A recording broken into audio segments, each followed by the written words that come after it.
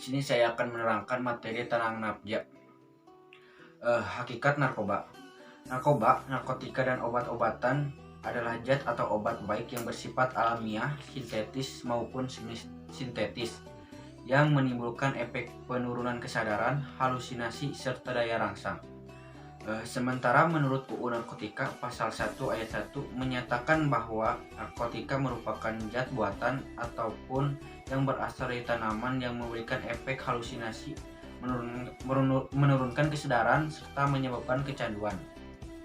Obat-obatan tersebut dapat menimbulkan kecanduan jika pemakaiannya berlebihan. Pemanfaatan dari zat-zat itu adalah sebagai obat penghilang nyeri serta memberikan ketenangan. Apa sih itu nafja? Narkotika, psikotropika, dan zat adiktif. Penyalahgunaan narkoba, penggunaan narkotika, psikotropika, zat-zat adiktif, dan obat-obatan berbahaya lainnya atau nafja atau narkoba tidak hanya dalam bidang farmasi saja, tetapi sudah terjadi penyalahgunaan.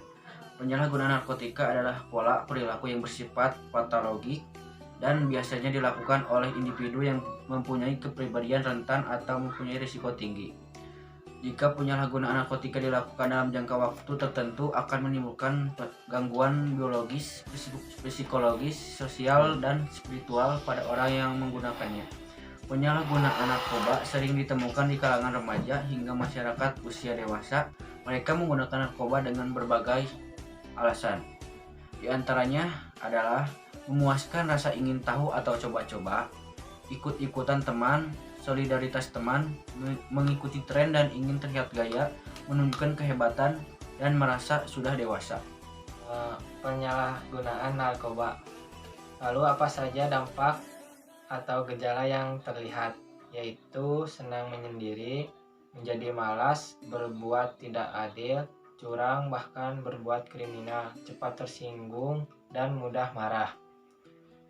Selain itu ada juga beberapa ciri fisik pengguna narkoba. Badan terlihat kurus, banyak luka sayatan, lesu, dan mudah mengantuk. Penggolongan jenis narkoba. Menurut Undang-Undang Nomor 35 Tahun 2009 dijelaskan pengertian narkotika ialah zat atau obat yang berasal dari tanaman atau bukan tanaman, baik sintetis maupun semi sintetis, yang dapat menyebabkan penurunan atau perubahan kesadaran, hilangnya rasa, mengurangi sampai menghilangkan rasa nyeri, dan dapat menimbulkan ketergantungan. Berikutnya, ada juga golongan narkotika yang diatur dalam pasal 6 Undang-Undang Nomor 35 Tahun 2009 tentang narkotika. Ada 3 golongan. Narkotika golongan 1. Golongan narkotika ini hanya dapat digunakan untuk tujuan pengembangan ilmu pengetahuan dan tidak digunakan dalam terapi pengobatan, serta mempunyai potensi sangat tinggi mengakibatkan ketergantungan. Contohnya, heroin, kokain, opium, ganja, katinon, ekstasi, dan lebih dari 65 macam jenis lainnya. Narkotika golongan 2. Golongan narkotika ini berkhasiat untuk pengobatan, namun digunakan sebagai pilihan terakhir. Jadi, jika ada pilihan lain yang tidak menggunakan narkotika, maka pilihlah pilihan itu. Selain itu, narkotika golongan 2 ini dapat digunakan untuk terapi, juga untuk pengembangan ilmu pengetahuan, mempunyai potensi tinggi, mengakibatkan ketergantungan. Contohnya, morfin, petidin, fentanyl, metadon, dan lain-lain. Narkotika golongan 3.